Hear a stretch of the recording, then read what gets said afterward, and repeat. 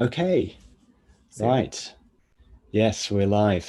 Excellent. Finally. All Apologies right. for the delay, everybody. We are coming to you from Tokyo. And well, why don't you tell us a little bit about where you're from and where you're based, Rob? Where Yeah, are you located? And how did you end up there? yeah. So we're based out of Gunma Prefecture in a city called Kiryu, which is at the base of Mount Takagi, kind of one of the big mountain volcanoes out here. And I came to be here kind of through a bit of a tangent from cycling in that I came, as many people come to Japan, to teach originally as a music teacher out in Ota, a city nearby in Gunma. And that's kind of what got me here first. So I've only moved about 10 kilometers or so away from where I first came to Japan 6 years ago. And have you always been a cyclist? Is this something you brought with you to Japan, or did you pick it up when you got here? Mm.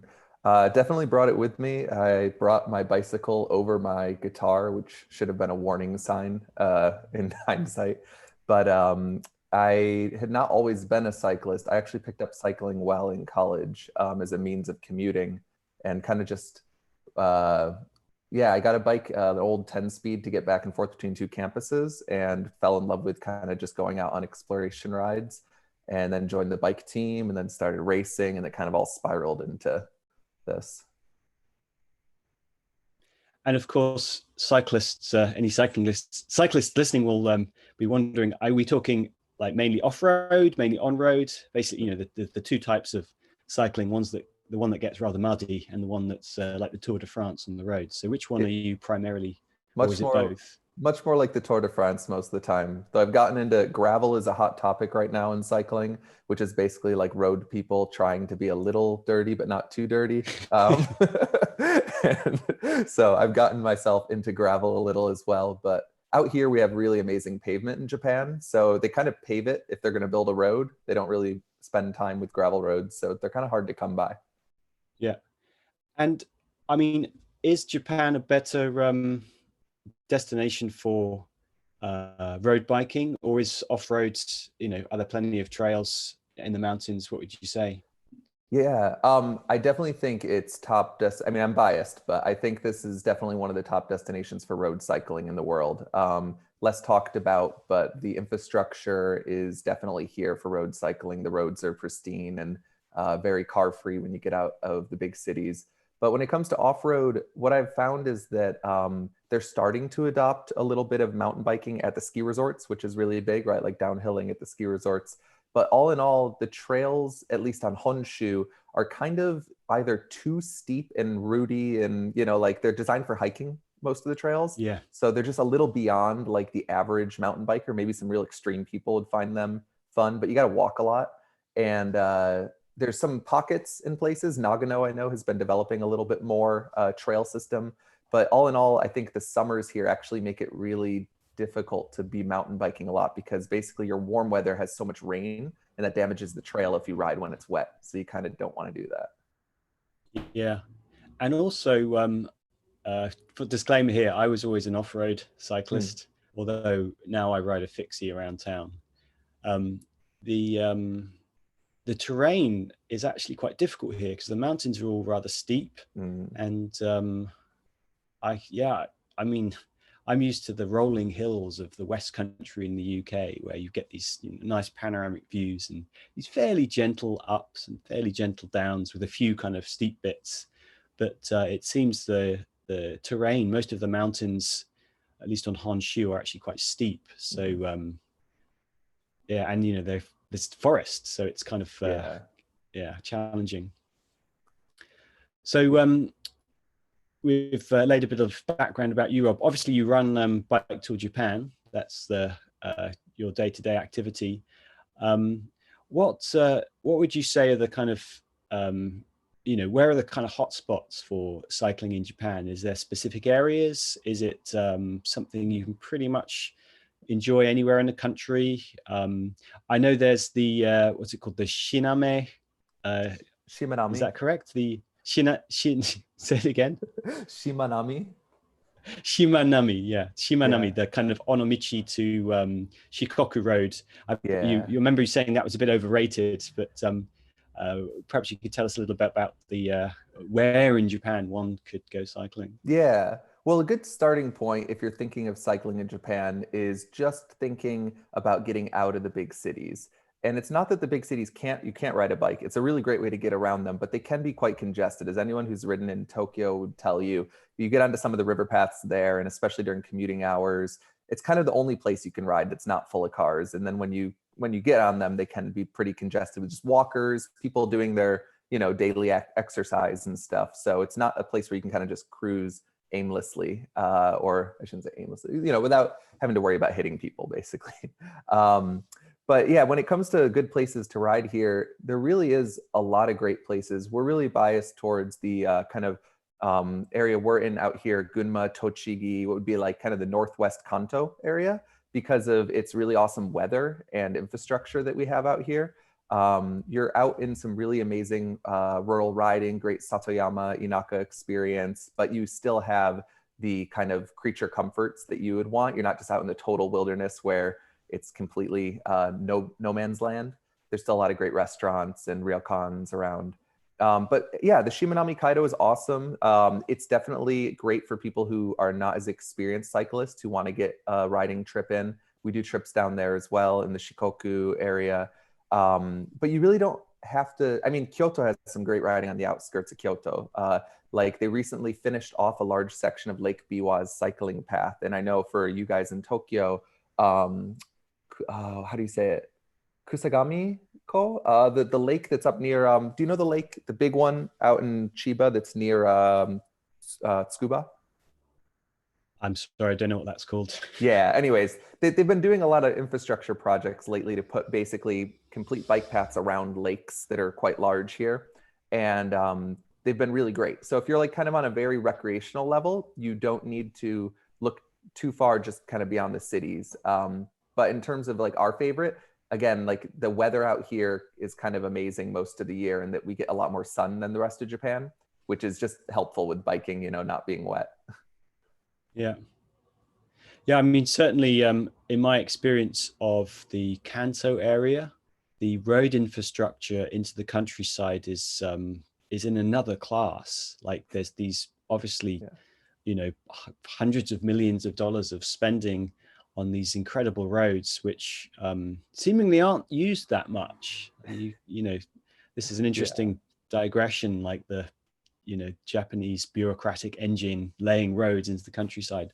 But I remember you were talking about a literal road to nowhere somewhere in Gunma. Yeah, we have quite a few. I kind of find myself at least once a week going out on like an exploration ride just to see like some new roads and try to find things. And I get lost on these blogs by these Japanese guys who are talking about just riding their mountain bikes out into the forest to try to find a road they heard about from so and so that's being built. And they're really quite interesting if you're into that kind of thing, because you're like, whoa, I would have never thought. And then I'll pull up Google Satellite, and lo and behold, yeah, there's a road. At least it looks like they've carved something there. And so you head out and see what's there, and you'll find these just pristine pavement. I mean, it's like the smoothest, best paved thing. They had to cut away big parts of the mountainside. There's tunnels, and it goes to just like a dead end.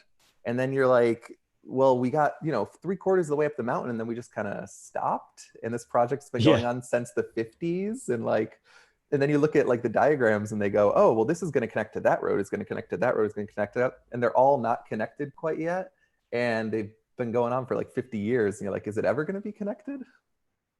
yeah. I mean, I think there's a story behind politics in Japan creating jobs, and I don't know, maybe a bigger topic than we should discuss today. But it's good for cycling in Japan because Yeah. there is some really good infrastructure.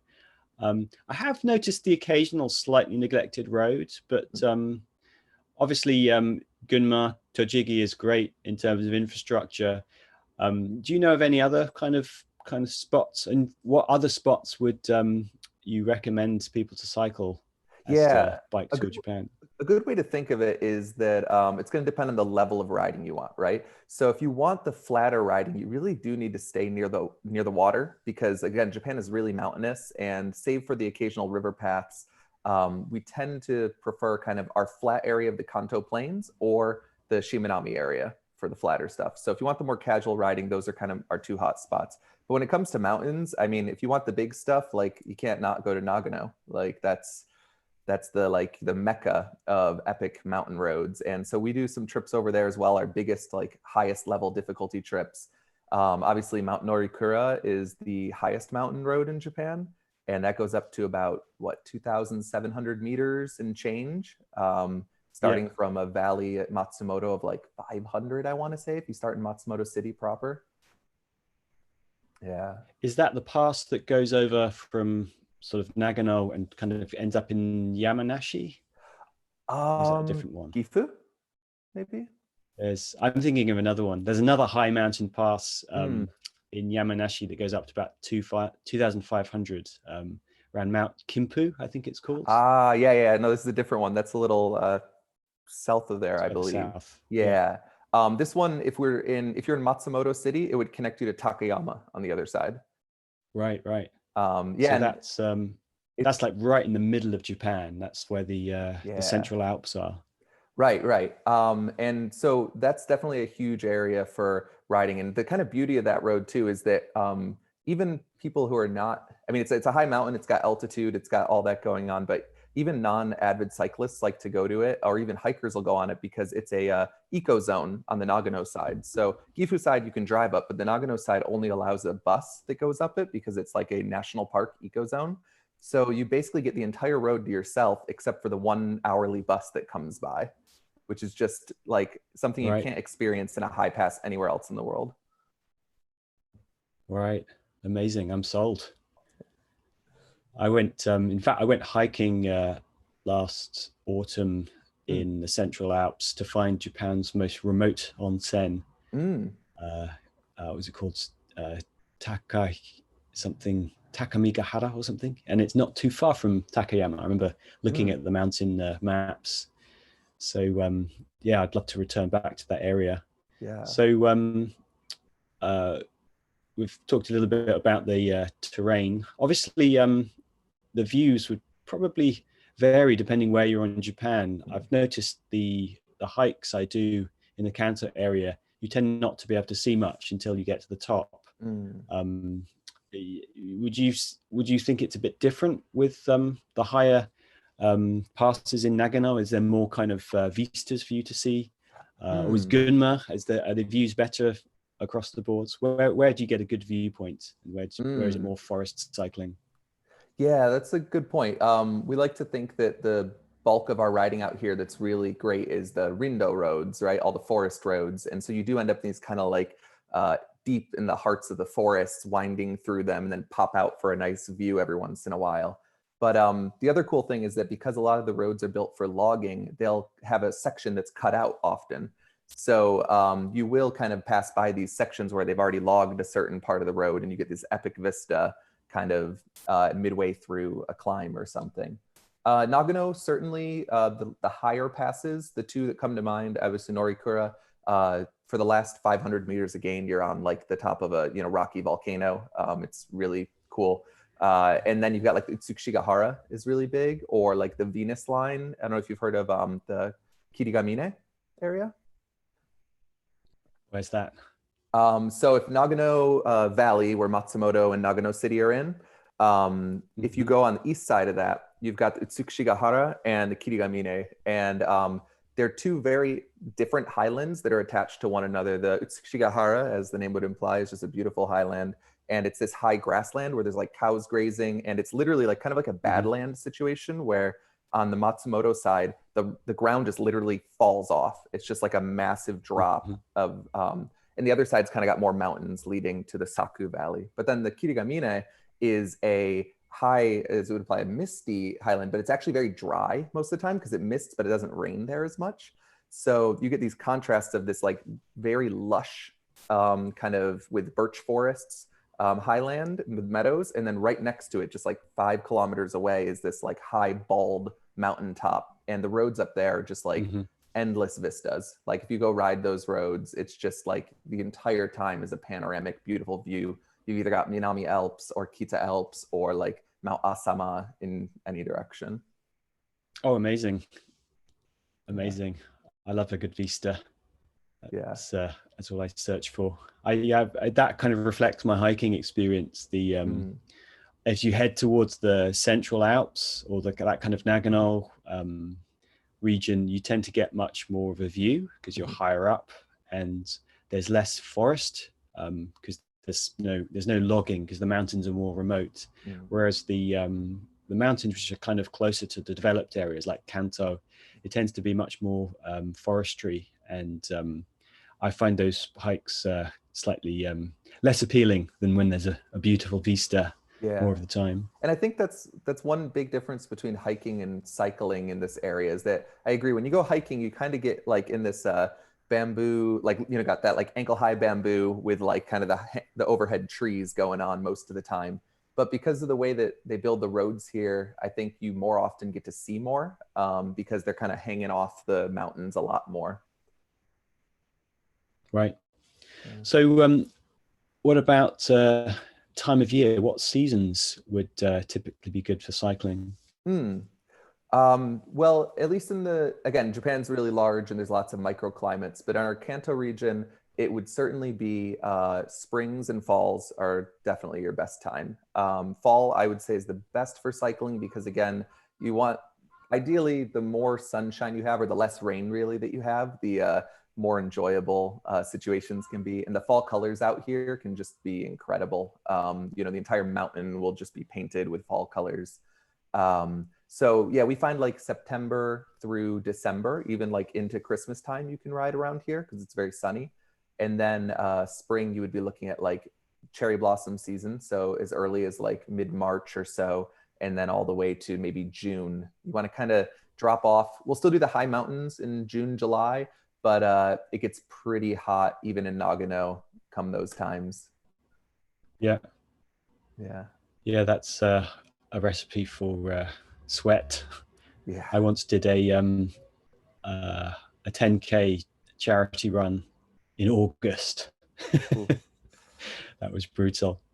Yeah. But I do imagine the higher hikes, sort of not hikes, the higher routes, you're probably limited to doing them in the summer months, no? Because they'll be snowed out for the rest of the year. You'd be a little surprised. The fall, for example, we do Norikura during September and October, and they close it on October 31st every year. And usually that's the best time to do it anyways, because the foliage is changing at the high altitudes. And again, dry weather. The amount of times that I have seen photos of people who've gone up Norikura, kind of like going up Fuji in the middle of July or August, and you see cloud, basically. Yeah. So if you want the vista, it's the fall. Oh, good. Yeah, when we did the 4-day hike to the remote onsen last year, we had sun the whole way, and it was literally the last few days of the season. I think they closed the road off a few days after we went. So so kind of late fall or autumn if you're British, or mid-fall, mid-autumn. It's kind of the snow sort of starts appearing on those higher peaks kind of early November, I think. Yeah, and we're kind of blessed out here in Gunma that most of our mountains on the east side of the range will receive enough sun that, like, for example, Akagi, our closest volcano here, is about 1,800 meters at its peak, and it'll be sunny and stay warm enough to ride up there. They don't close the road until about December 15 every year, and that's all the way up to 1,800 meters, and they'll reopen it in like March 20 or so most years. Yeah. Mm-hmm. So spoken a little bit about the terrain and the views, or the forests and the foliage. How about the rest of the experience? If you're doing a multi-day trip on a bike in Japan, what kind of challenges or delights will you come across because it's Japan rather than it being where you came from? Yeah, definitely. Well, I'd say the biggest ones that you're guaranteed to come across would be the ryokans and the onsens out here, the local foods, and just kind of the more untouched side of things, the less touristy side of things that is the kind of Kanto area. Now, I know Tochigi's recently been taking off a lot because Nikko National Park's been listed as one of the top, I think they put it on like a top 5 national parks of Japan recently for the Olympics. So that's definitely getting a bit more traction than it used to be. But still, if you go 10 kilometers outside of the tourist strip there, you can get into some really awesome countryside and untouched areas. But yeah, I think the ryokans are probably one of the coolest experiences if you've never been to one before, that you got to check out. And most of the ones out here, we are the only foreign guests that go to them. So it's quite an experience. It's really off the beaten path in that sense. And the hot springs, most of our trips center, again, if we're centered around the Kanto area, we actually have like 3 different hot spring areas we'll hit usually. So we'll hit ones that have like iron-rich hot springs, ones that have sulfur-rich hot springs, and ones that have like more like a magnesium or kind of just like silty water-rich ones. So it's kind of cool to see the variety over like a week, basically. Get to try all the different types. Yeah. Yeah. So that right there is a proper Japan combo. You've got the kind of the potential of the sakura and the foliage without all the cues, as well as a hot spring and the ryokan experience. I think that's a real, you know, special combo of the Japan tourism experience right there. And a good chance to, I was gonna say, and a good chance to run into some real Japanese wildlife in the wild a little more. We see monkeys pretty regularly. Usually you'll see them on the sides. You know, they scurry away fast, but it's not uncommon to see monkeys like in the wild, which is pretty cool. Because again, these roads are not like, you know, super trafficked. And kamoshika, if you've ever seen. Yes, a sero, I think is the English term. What's a kamoshika, Rob? Tell us. Yeah. All right. If you haven't seen one and you're listening to this, you got to go Google it. Kamoshika, kamoshika. And these things are a funny mix of, I would personally, I feel like it's a goat crossed with a deer, crossed with like almost like the body size of like what you'd think like a pig would look like or something. And they have these adorable faces. They are known for this pose that they do where they like turn their head around. So you see lots of people trying to take photos of them in that pose because they kind of look over their back a lot. But yeah, it's this cool like fuzzy goat deer thing that you'll find out in the wild in Japan that loves to roam the mountains here. And I remember reading there's only like 6 types of sero in the whole world. So it's a very like rare like species to exist. And yeah, the kamoshika is just to Japan, if I believe. It's possibly in Korea and Taiwan as well, but it's very rare amongst the world. It's, you know, it's a kind of an animal of Japan for sure. And yeah, I remember seeing one when I was hiking in some fairly remote mountain once, because they're quite difficult to see. They tend to only live above about 1,000 meters. And I remember seeing it. I was standing on a kind of wooden bridge looking down, and this animal appeared, and I was like, what is it? It's like my brain, there was no kind of animal I could map onto it in my brain. I was like, you know, it was bouncing between badger, dog, goat, deer, badger, dog, goat, deer. I was just like, what is this? So yeah, if you see one of those, you're that's the ultimate combo, seeing a kamoshika, if you can. Or like a tanuki. You get to see a good amount of tanuki out here. Those are cute. Yeah. And what about the locals, the other type of wildlife, the actual kind of humans? What's it like interacting with Japanese people in the countryside?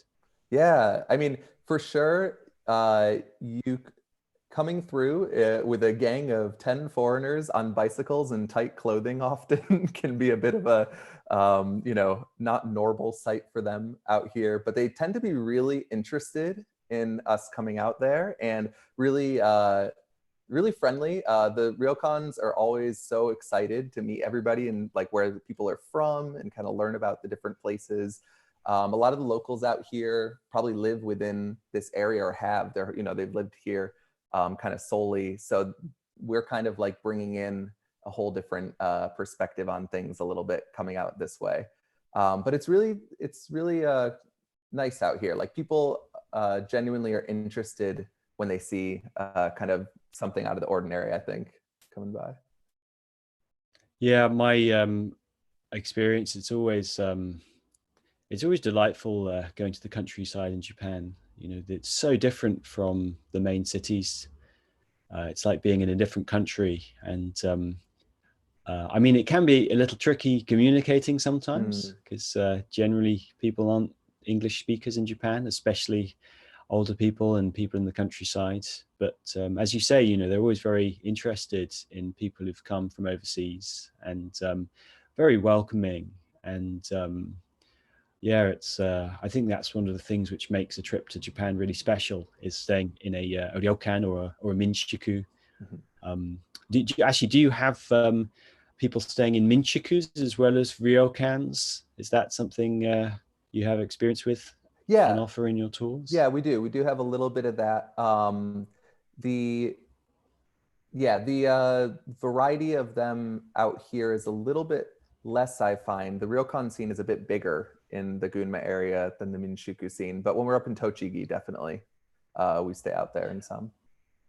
And for people who don't know, what's the difference between a minshiku and a ryokan? Hmm. Yeah, it kind of feels blurry at times. Like I've definitely gone to a couple Minshuku where I'm like, okay, this kind of feels like a ryokan to me more, and some ryokans where I'm like, it's more of guest housey feeling, and maybe that's the best way to like Mm, start with it. Is kind of a Minshuku has more of a vibe of a guest house, and a ryokan is more of a vibe of a hotel feel. yeah. Um, that's probably the best discerner. But again, it's kind of blurring a little in certain places. Like I know Onomichi, I'm getting a real blur of what is a ryokan or a minshuku. And the ryokan versus a Yeah. hotel, that's also gotten really blurry in places. Mm. Yeah, it's not a black and white uh, differentiation, really, is it? Yeah. It's they blur. I mean, in the way, same way, like a kind of traditional bed and breakfast Mm. in the countryside in the UK, often they can be quite plush and Mhm. seem more like a kind of hotel experience. And then some hotels are kind of getting all rustic, and that can feel more like a bed and breakfast experience. So it's that kind Yeah. of thing. I always tend to sort of gravitate more towards the Minchiko experience Mhm. because it's, you know, it's more like literally you are staying in somebody's house. I think that's Mhm. the technical definition. Ryokan is like a kind of hotel, but it's just a traditional style inn, whereas Minchiku is meant to be you're actually staying in somebody's property. Mhm. And I just like the fact that, you know, the bathroom might be next to where their washing machine is, and you just kind of get the sense that you're actually living with Japanese family, which I suppose you are. Yeah. So that's fun.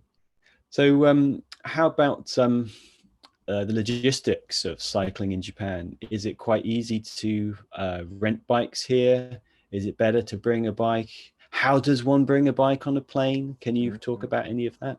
Yeah, definitely. And we've got some articles on our site about those, how to bring bikes and rent them, because it is a bit tricky bringing bikes internationally to different places and dealing with all of that. But the easiest way that we always tell people is to just use one of the bikes that we would provide. If you come on one of our trips, we provide bikes.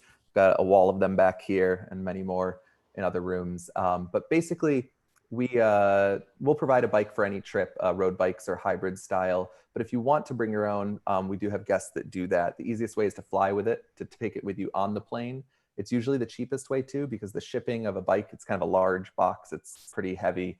You're looking at usually cheaper flying. And then the really awesome thing here in Japan is I'm sure you're aware of like Kuroneko and Yamato's luggage services. It's like next level here if you've never used it, because they'll just ship your thing within 1 day guaranteed, like to anywhere in Japan from the airport. So we usually have our guests fly in. They're going to go to Tokyo first, let's say for 2 or 3 days. So they'll fly in, drop their bike off at Yamato.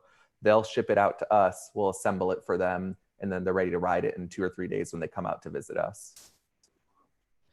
So do the people working for Kuroneko or the whichever delivery company, will they have English speaking representatives at the airport? Is that Yeah, they've gotten an option really now? they've gotten really good at least at Narita. I'm most familiar with that because most of the international flights, are coming in there. But yeah, I can think of even myself. I went there just would have been 2 years ago. Flew in and decided I'm just going to go right out for a bike tour this time when I fly in because it looks fantastic. I'll do a quick tour and then I'll come get my luggage later. So I assembled my bike and took off for the trains on with my bike, basically dressed to go, and shipped all of my luggage ahead to basically my house to catch it later when I finished my tour. And special cheapo question: how much does it generally cost to ship things that way? About 4,000 yen or so is a going rate for a bicycle box. Depending on weight, it could go up a little bit, but the normal bike box, which is a cardboard box, pretty large, it's about 4,000 usually. And that's one way? Yeah, one way from one destination to another in like, what is it, next day guarantee, like a 1-day delivery. Yeah. Okay, so not unreasonable. That's good. No. I remember once doing a cycle tour of the south of France, and this was quite some time ago now. I was only 20 or 21, and we had to take our bikes on the plane, and I remember that being quite an adventure. We had to put them in these big boxes because we were just students and had no money. We had to get them on the bus to the airport. And I remember having to sort of argue with the bus driver to let us take this stuff on the bus to the airport so we could catch our flight. And I think something got damaged in transit. It was a pretty minor thing. I think, one of the brake pads fell off. But of course, most countries have cycle shops. So it's pretty easy. If there's a problem with your bike during transit, it's pretty easy to get it fixed or replace parts in Japan, right? Oh yeah, definitely. And Shimano is obviously born and bred here or whatever. So you've got all the Shimano stuff you could ever want, as long as your bike's made out of Shimano. Don't use SRAM if you're a road cyclist. Yeah. You don't want the German parts here. They don't really have them. Yeah. That's a good pro tip. Ride Shimano. Yep. So I'd like to hear some anecdotes. Can you give me some of the sort of most interesting anecdotes and stories from you or any of the Bike Tour Japan customers? Any interesting anecdotes? Interesting anecdotes. All right. Let's see. All right, I'll give you an interesting one from this last year. We had our level 5 trip. So our trips go levels 1 to 5, 1 being the easiest, 5 being the hardest. So if you can imagine, these guys that show up for this trip, they train for their vacation so that they can then basically like ride as hard. They want to like do like what the Tour de France does during the Alps week for like a week for vacation. And most people, their friends would be like, why do you want to just be like tired and exhausted for a week? This is your vacation, right? But they would call it like type 3 fun, like type 1 is fun while you're doing it. Type 2 is fun after the fact. And type 3 wasn't fun either. But it's terrible jokes that endurance athletes come up with. So anyways, I particularly am also kind of interested in that type of fun at times. So I host those trips. So we did it starts in Nagano and it ends over here in Gunma. And it's basically we call it the Tour of the Alps because we hit all of the major mountain ranges and do like the biggest climbs in all of them. And to give you an idea of size to this thing, we'll do Norikura from Matsumoto to the top and back in 1 day, which is like a 9,000 foot or like a 2,700 meter gain day over 150 kilometers. Yeah, it's incredibly taxing. And that's day 1. The next day we climb the Utsukushigahara and the Kirigamine. The next day we ride all the way from Matsumoto over to Gunma. The next day we ride up Akagi and Haruna, like 2 6,000 foot volcanoes or about 1,500 meter gains. So it's a real sufferfest. And then, you get back and just the amount of food that you have to eat to like keep your body going. That's also part of the fun, is that you get to have like 4 to 5 full meals in a day. So it's a whole, if you've never like watched the Tour de France and wondered like what it's like to do that, we're kind of simulating it in a sense. So we've got a following car too that's like got extra wheels and stuff. And if you like, let's say you get a flat, we'll just like swap out your wheel and get you going again. It's the whole, you got all the food so you don't carry anything. And then like the car will drive ahead and set up like a snack stop at a nice vista, and we'll get out and have a bunch of snacks and then get back on the road. And so anyway, so the kind of anecdote from this level of story would be that the first day of the trip went really well. We had some fantastic weather coming in. This was last September, towards the end of September.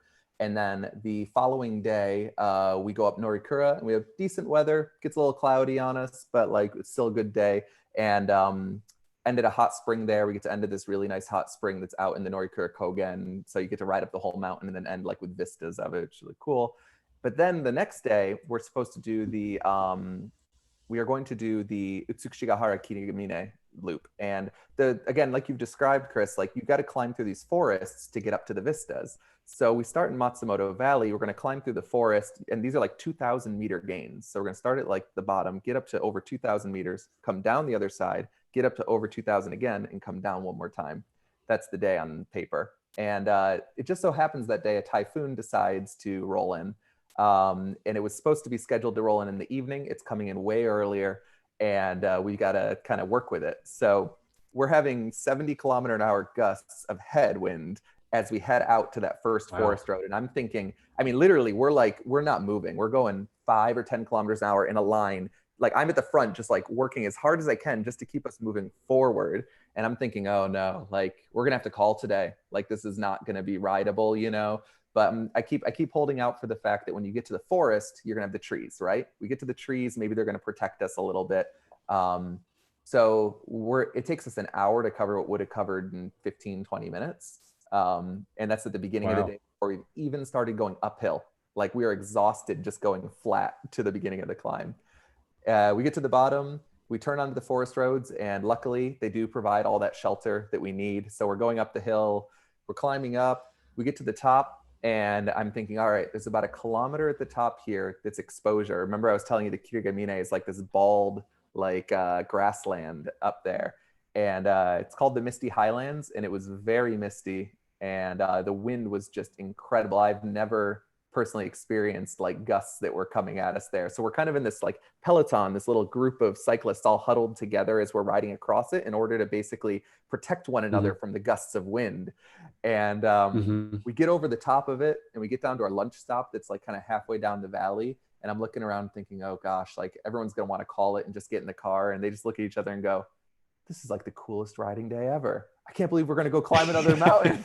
And I'm thinking, awesome, because I thought we were all about to get in the car and just call it. So we go up to Utsukushigahara, and at the top of that, there's a hot spring at 2,000 plus meters that overhangs, and usually would have a beautiful vista of Matsumoto, but today it was super cloudy and windy and all that.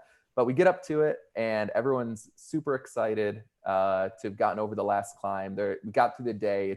We got up at like 6 in the morning to get out the door at 7, where normally we wouldn't leave till 9, just so we had enough time to hopefully finish. And we're getting to about 4 or 5 o'clock. You know, it's September. So it's starting to get like a little dark. And we're like, all right, guys, we got to get moving. We got to get down the hill and make it to our ryokan there. And so people get going, and I just remember this descent is like over 1,500 meters of descending. So this is like, you know, all the reward for all the pain and suffering through the day. And I just remember people flying down this thing, and we get to the bottom finally, and we get to the place, and they all just were so excited to have ridden the entirety of that. Even though it took us like 30-40% longer than it normally takes us, we were all exhausted. And this was only day 2 of an 8-day trip. And like, so we have the huge ryokan dinner. Some people decide to order pizza on top of that. So we order in pizzas. Everyone's having drinks afterwards, hanging out in the Rotembaro and everything.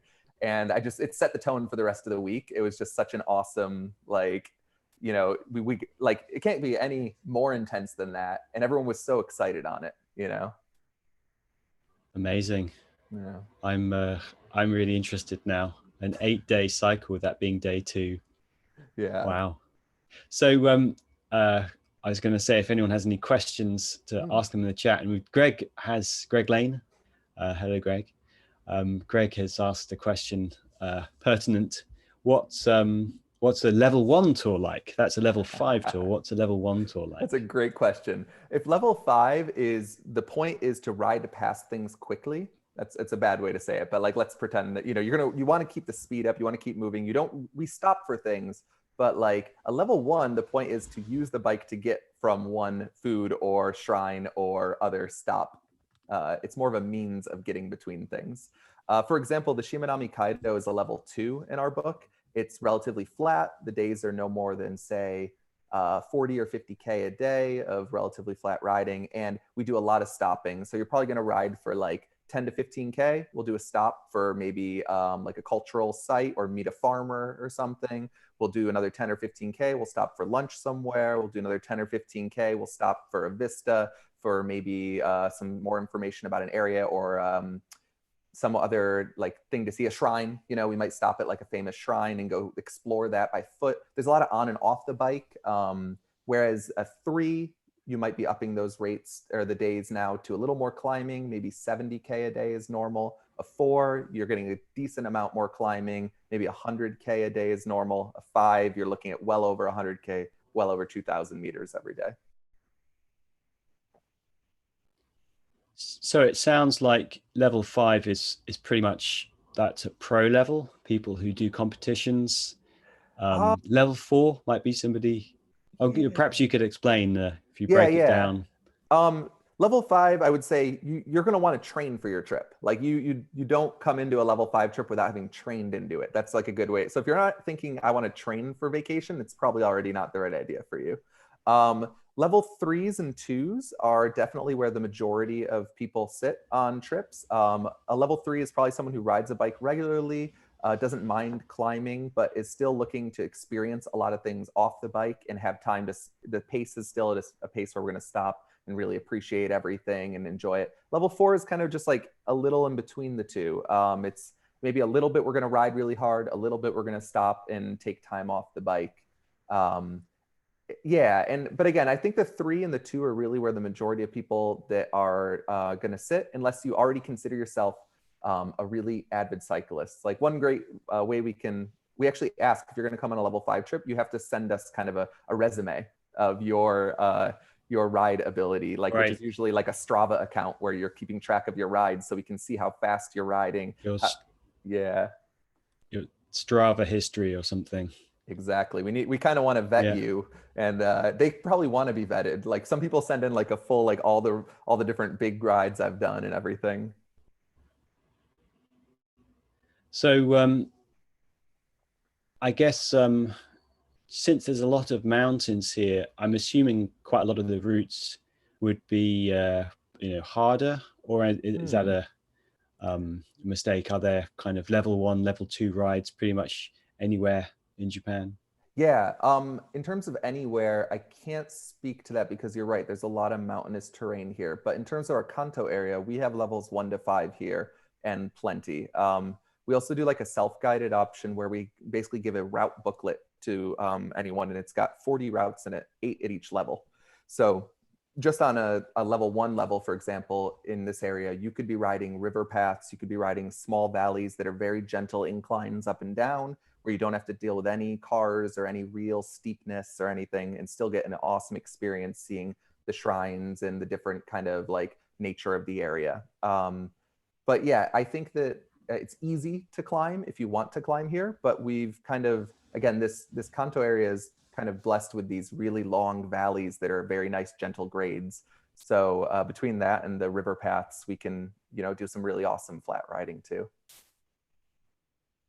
And what about, so you mentioned self-guided tours. If I was going to do a self-guided tour, what kind of things do I need to prepare? What should I pack in my, I guess, backpack?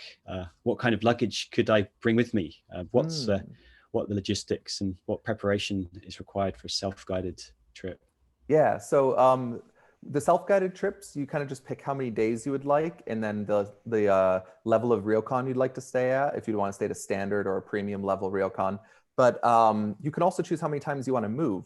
So let's say you want to do just 2 nights at each ryokan, you do 3 different ones for a 6-day trip or 7-day trip, or you could just stay at one base and kind of just do loops out of it. That's kind of up to you. And we would usually move your luggage between those places. So all you have to do is show up. We would have a bike ready for you. We'll meet you at the station and take you to your first ryokan. We'll move your luggage. So you just need to ride yourself from ryokan to ryokan. That's as simple as having the bottle and an idea for where you want to stop for lunch and maybe some snacks in your pocket. And then at the end of it, again, we'll take you back to a station and pick up the bicycle. So we try to make it as kind of carefree as possible. The things you'd want to pack, though, obviously clothing relevant to the time of year.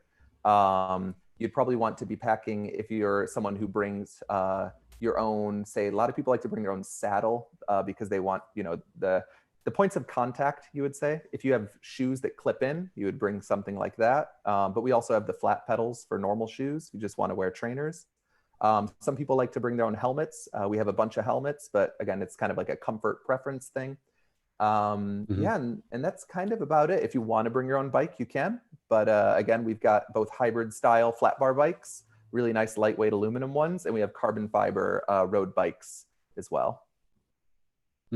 Oh, and we also have e-bike. What about So if you want to e-bikes? That's cheating. No, it's great. It's great. One of our what was the phrase? One of our guests said it was the relationship counselor or something like that. I can't remember, the therapist or something. Yeah. No, they're really great, honestly, because like if you, for example, you wanted to go on a level 3 trip, but your partner just is not wanting to train to that level, or somebody in your group is just right. at the level, it can really allow a group of friends to ride together that otherwise wouldn't be able to. And we actually had a really great example on our level 5 trip where there were people who had ridden with the group for a long time, but had like kind of injuries that were preventing them from being as strong as they were before. And they used the e-bike a couple times on a couple of the climbs and got to hang out with their friends still. And it still worked. Like, you're still working on the thing. It's just helping take a little bit of the edge off. Yeah, that's handy. Never thought of that. So yeah. What was the other question I was going to ask? I've forgotten now. Oh, sorry about that. So carbon fiber, aluminium. I used to have an aluminium bike when I was cycling off-road. They got stolen, of course. Okay, that's reminded me. Travel insurance. Yes. Do you know much about whether this kind of trip would typically be covered by normal travel insurance, or whether you'd need to get some special coverage? Yeah, that's a really good question.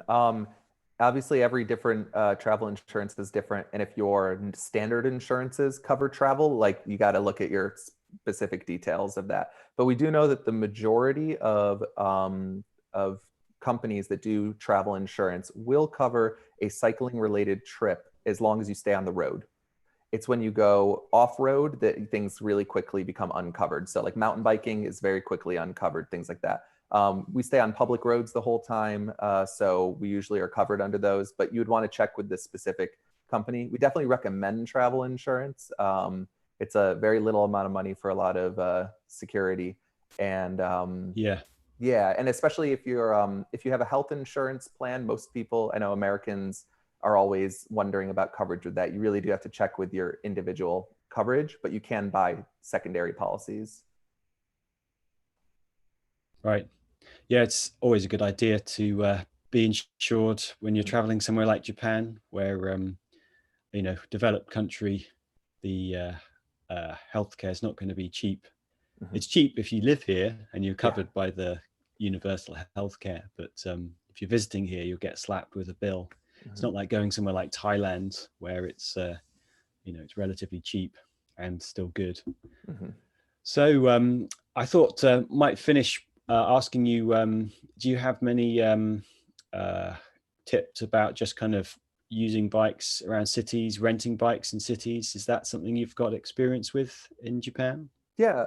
Well, we have some partners that we've rented from in the past, and they also rent bikes in the cities. So I'd be happy to share links with you if you want of them. There are definitely there's a wide variety of bike you want, right? There's everything from like just wanting a bike to kind of putz around town, Mama Cherry style, to a really high-end, high-performance racing bike. So it's kind of going to start with that. Like, what are you looking for? But the nice thing is Tokyo definitely has the whole range. I know of places that offer the whole range, a couple different ones. I've heard Osaka and Kyoto are getting more of the higher end stuff, but are still leaning towards more kind of the, get you around hybrid or trip like that. But yeah, in the cities, there's definitely the availability. It's a little harder out in the countryside. So you find a lot of people renting bikes in Tokyo and taking them out. That's why we try to provide our own fleet for everybody. Yeah. And what is the mama chari for anybody who Uh, hasn't heard the term? yeah, actually, Chris, do you know what the origin of the term is? Like where the name comes from? Well, I mean, chari is short for chariot, Right. and I suppose that's what the bike is, a Right. kind Like, of chariot, and for mama, as in mother. yeah. And it strikes me as it's because you know, I'm sure you get it in Gunma as well, but in Tokyo, the family car is a bicycle. You'll have, you know, typically the mother with a child's seat on the back and the front, and like all this kind of shopping hanging off it. And it'll also be an e-bike, so it's kind of powered. And you realize this is often the family car because people just sort of cycle around their neighborhoods rather than drive. So yeah, it's like Yeah. a mother's chariot. I think that's the etymology of the word. Yeah, yeah. It's such an interesting katakana word to end up using for it. Yeah. Yeah, exactly. The mama cherries are, yeah, like you described. You'll also see out here really popular mama cherries are just the classic basket out front, single speed, kind of upright, you know, cruiser style with the like I don't know how you call it, you know, instead of having a high bar in the top, it'll be kind of swooped down, you know, like a kind of like a girl's bike would have been, so that anyone can hop on and off really easily. And you'll just see those like parked. Well, I know in Tokyo they're very strict about it, but out here it's kind of like you can just like park them wherever you feel like almost, as long as it's not right in front of the station. And it's the means of transport Yeah. for most of the kids out here. If you're in middle school or high school, you're using one to get to and from school. So it's really cool in the mornings. Like some of our guests have commented on how cool it is to just watch like the fleets of like high schoolers and middle schoolers like biking back and forth going to their respective schools. And just the culture of that can be pretty interesting in the countryside. Yeah, it's the default mode of transport for much of Japan. Yeah. It's a slight anecdote here. I've noticed if you rent a bike in parts of Thailand, there'll often be a Japanese mamachari. It still has like the sticker, the registration Yeah. sticker of, you know, Tochigi or Gunma or Yeah. Tokyo or whatever. And because I think one of the sort of sad sides of this is they're so prevalent, these bikes, but they don't seem to age that well, or people tend to just kind of leave them or throw them away, and rather than kind of keep them maintained for a long life, even though they could last for a long time because it's just like a kind of hunk of steel basically. Yeah. But what does happen is these bikes get rounded up, because you get a lot of abandoned bikes. They get rounded up, and then they get the ones that don't get kind of sold back into the community. They end up getting shipped off to Southeast Asia. I think I don't know for sure, but I think it's some kind of development aid project or something. So yeah, you know, these mamacharis start in Japan as the family car for a family somewhere in Tokyo and end up being rented out to foreigners bombing around North Thailand cities or something. Yep. Yeah. Yeah. It's an interesting economy. Marvelous. Yeah. Well, we've been going for an hour. I think probably a good time to wrap up. Just want to give a quick shout out to yourself as to how people can find out more about what you do and where you are on the internet. Yeah, definitely. So biketourjapan.com, that's our website, single tour, bike tour. And yeah, if you want, we have a contact form on there. If you're interested in reaching me, it'll go basically right to my inbox. So feel free to leave anything there. On YouTube, we've got a channel that we've recently started up that has me trying to kind of show off our area a little more on bicycles. So if you want to see what like riding out here is like, or kind of see a little more of what like the countryside Gunma experience is like, that's Rindo Rob. So Rindo, Rindo, like the forest road, and then Rob, my name. And so, yeah, feel free to check that out and see what's going on there. And then, yeah, if you're in the area, we're in Kiryu. So if you're in Kiryu, let me know. I'll probably be one of the only foreigners riding a bike around here. Excellent. Well, thanks, Rob. That was really interesting. Yeah. Do check out some of Rob's videos. See the real thing, Rindo Rob. Yeah, we will be back again next week with another guest. We'll be talking road trips next time, from bike trips to road trips, with Jared, the founder of Dream Drive, which is a camper van rental service in Japan.